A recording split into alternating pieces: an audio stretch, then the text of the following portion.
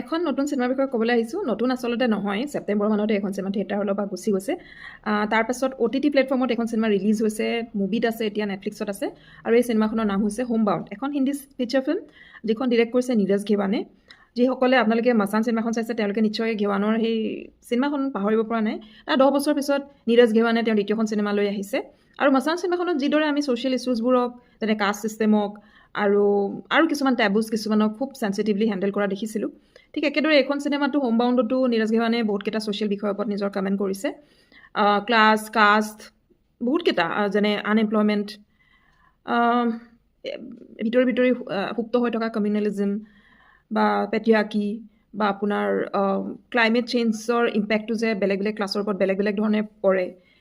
লগতে কাহিনীটোৰ কণ্টেক্সটো আহিছে লকডাউনৰ মাইগ্ৰেণ্ট ৱৰ্কাৰ্ছখিনিৰ, হঠাতে লকডাউন ঘোষণা কৰি দিয়াৰ পিছত মাইগ্ৰেণ্ট ৱৰ্কাৰ্ছখিনিৰ ওপৰত কি ধৰণৰ প্ৰভাৱ পৰিছিলে সেইটোৰ ওপৰত, সেইটো পটভূমিয়েদি কাহিনীটো আগবাঢ়িছে। আৰু মই ভাবোঁ, মোৰ নিজৰ দৃষ্টিভংগী হৈছে, বহুতেই চিনেমাখন মাছানৰ তুলনাত ভাল পোৱা নাই, কিন্তু মই ভাবোঁ মাছানৰ নিচিনা পয়েটিকেলি এখন চিনেমাই বহুত বস্তু উপস্থাপন কৰিব পৰা নাই। কিন্তু পয়েটিক নহয়, আচলতে এখন চিনেমা বেছি প্ৰেক্টিকেল হৈছে। আৰু চেঞ্চিটিভ হেৰিটো একেই আছে, এপ্ৰ'চটো একেই আছে ডিৰেক্টৰৰ এইখন চিনেমাটো।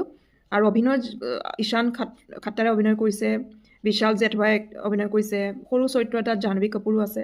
তেওঁলোকৰ অভিনয় যথেষ্ট সংযত, যথেষ্ট পৰিশীলিত। বিশেষকৈ ঈশান খাট্টাৰ, তেওঁলোক দুজনৰ যিটো বন্ধুত্ব দেখুৱাইছে, এজন নৰ্থ ইণ্ডিয়াৰ দুজন দুখীয়া ল'ৰা, এজন মুছলিম ল'ৰা, এজন ল' কাষ্টৰ হিন্দু ল'ৰা, দুয়োজনৰ মাজৰ বন্ধুত্বৰ মাজেৰে আৰু তেওঁলোকৰ জীৱনত দুয়োজনে বেলেগ বেলেগ ধৰণে নিজৰ নিজৰ ছ'চিয়েল ইকনমিক ষ্টেটাছৰ কাৰণে ফেচ কৰা বিভিন্ন ধৰণৰ প্ৰব্লেম, সেই গোটেই ঘটনাবোৰক লৈ গোটেই চিনেমাখন যেতিয়া আগবাঢ়ি শেষ হয়, বিভিন্ন কথাই আমাৰ মনত ক্ৰিয়া কৰে।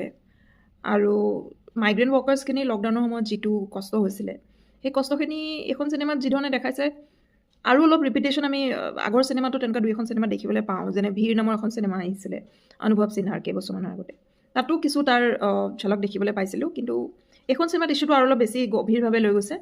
আৰু চিনেমাখন চালে গম পাব, এখন সমাজৰ ওপৰত অধ্যয়নৰ এখন কিতাপৰ নিচিনা চাব পাৰি। এখন চিনেমাই কেনেকৈ আমাক আইনা দেখুৱায় সমাজৰ সম্পৰ্কে, সামাজিক, অৰ্থনৈতিক, ৰাজনৈতিক পৰিস্থিতিবোৰৰ সৈতে আমাক সম্পৰ্কিত কৰোৱায়। আৰু এখন চিনেমা বনাবৰ কাৰণে, এখন চিনেমাৰ স্ক্ৰিপ্ট লিখিবৰ কাৰণে আচলতে কিমানখিনি পঢ়া শুনা কৰা দৰকাৰ বৰ্তমান সময়ত, সেই কথাখিনি আমি এখন চিনেমাৰ পৰা বুজি পাওঁ।